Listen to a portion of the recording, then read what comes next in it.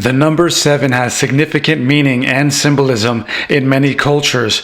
However, it is perhaps most prominently featured in the Bible, where it appears over 500 times. It also plays an important role in Kabbalah and the Quran. The number 7 held great significance in Babylonian mythology and religious belief. The Babylonians believed that there were 7 heavens, each one inhabited by a different god. Additionally, they believed in 7 earths and 7 netherworlds. One of the most famous examples of the significance of the number 7 in Babylonian mythology is the story of the creation of the world, as told in the Enuma Elish, one of the most important works of Babylonian literature. In his book, Myths of the Babylonia and Assyria, Donald A. Mackenzie notes the importance of 7 in the Enuma Elish.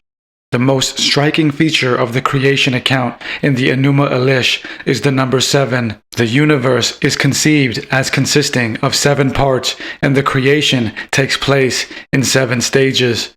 Similarly, in his book, Babylonian Myths, W.G. Lambert notes that the Babylonians believed in a 7-tiered structure of the universe, with each tier being inhabited by a different god. In the Egyptian Book of the Dead, there are references to 7 gates through which the soul must pass in order to reach the afterlife. There are also references to 7 spirits who assist the soul on its journey.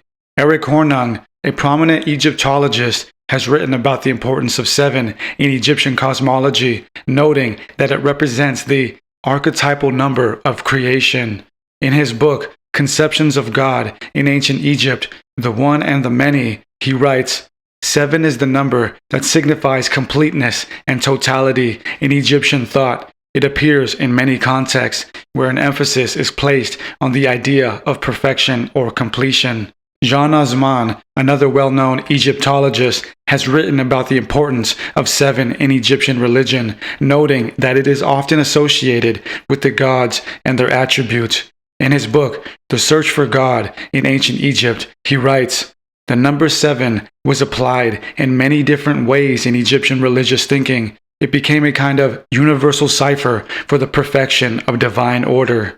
The Greeks believed that there were 7 planets in the solar system, and they associated the number 7 with perfection and completeness. The ancient Greeks also regarded the number 7 as a significant and sacred number, and it frequently appears in their mythology, cosmology, and religious beliefs. The number 7 was associated with many aspects of Greek culture, including the 7-day week, the 7 planets known to them, the 7 liberal arts, and the 7 wonders of the ancient world. In his book, The Pythagorean Sourcebook and Library, David Fideler notes, the number 7 was a sacred number among the Greeks and appears frequently in their myths and religious beliefs. It was associated with many aspects of Greek culture. Additionally, in his book, The Mathematics of Plato's Academy, David Fowler notes, the Pythagoreans believed that the number 7 was a perfect number, as it was the sum of its own divisors, 1, 2, and 4. They also associated it with the harmony of the spheres and the movements of the planets. The Pythagoreans, a philosophical and religious group in ancient Greece, held the number 7 in particularly high regard.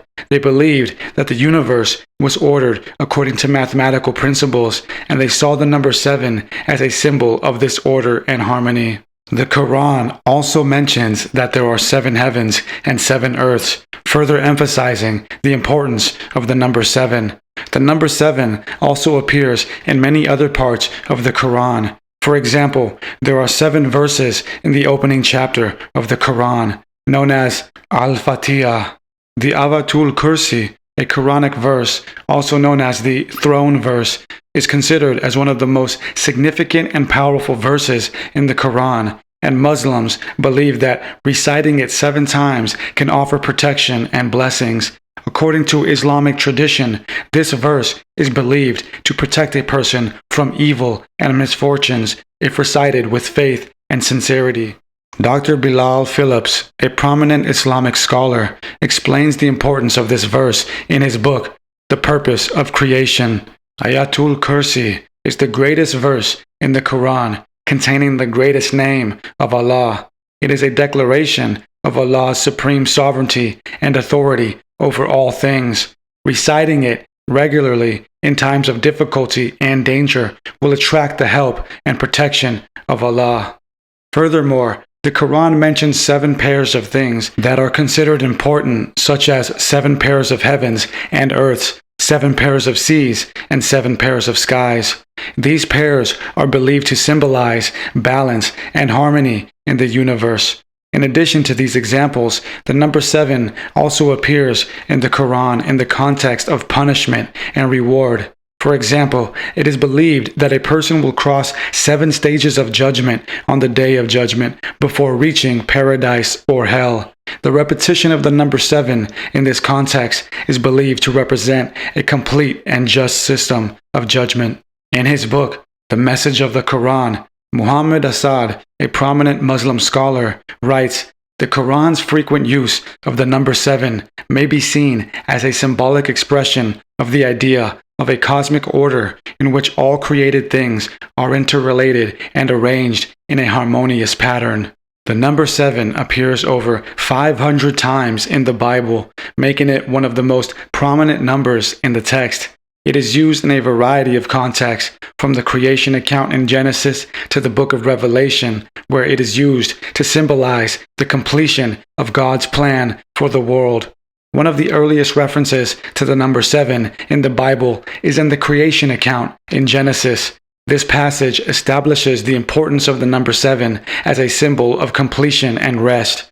The number 7 is also used in the flood narrative in Genesis. In Genesis 7, God commands Noah to take 7 pairs of clean animals and birds and 1 pair of unclean animals into the ark. This passage demonstrates the significance of the number 7 as a symbol of purity and cleansing. The book of Revelation is perhaps the most significant use of the number 7 in the Bible. In this book, the number 7 is used to symbolize the completion of God's plan for the world. For example, there are 7 churches, 7 seals, 7 trumpets, and 7 bowls of wrath. Each of these 7s represents a different aspect of God's plan, from the judgment of sinners to the salvation of believers. The Jewish Kabbalah, a system of Jewish mysticism, considers the number 7 a powerful number that represents divine perfection and completeness. The Kabbalists believe that the world was created through the 10 divine emanations, or Sephiroth, which are represented by the tree of life. The number 7 plays a significant role in Kabbalah, a Jewish mystical tradition that seeks to understand the nature of God and the universe through symbolic and mystical interpretations of the Torah. But the connection between the number 7 goes even deeper in Kabbalistic thought, as it is believed that the human body contains within it secrets of creation and the divine, along with the number 7. According to Kabbalistic teachings, the human body is a microcosm of the universe, and each part of the body corresponds to a particular aspect of creation. The 7 lower Sephiroth, which represent different aspects of divine emanation, are also said to correspond to different parts of the human body. The connection between the Sephiroth and the human body is not merely symbolic, but is believed to reflect a deeper truth about the nature of creation and the divine. As Rabbi David A. Cooper explains in his book, God is a Verb, Kabbalah, and the practice of mystical Judaism, the Sephiroth, which are the 10 attributes or emanations of God, are present in every human being. Each of us is a living reflection of the divine pattern, an embodiment of the Sephiroth. In Kabbalistic thought, the body is seen as a temple or vessel for the divine, and the practices of Jewish law and ritual are seen as a means of maintaining and refining this vessel. As Rabbi Aryeh Kaplan explains in his book, Meditation and Kabbalah, the Jewish tradition has always maintained that the ultimate goal of man is to achieve a heightened awareness of God. According to the Kabbalist, this is achieved by transcending the physical realm and becoming aware of the spiritual realm. The body is seen as a vessel or instrument through which the soul can achieve this heightened state of awareness.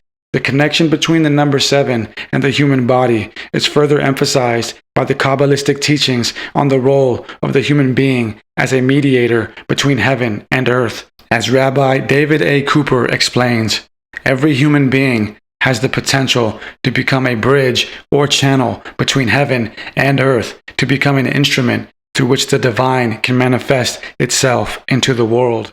This idea is reflected in the Kabbalistic teachings on the 7 levels of consciousness, which are believed to correspond to the 7 Sephiroth and to different aspects of the human psyche. Through meditation and spiritual practice, the Kabbalist seeks to ascend through these levels of consciousness and to become a channel for the divine.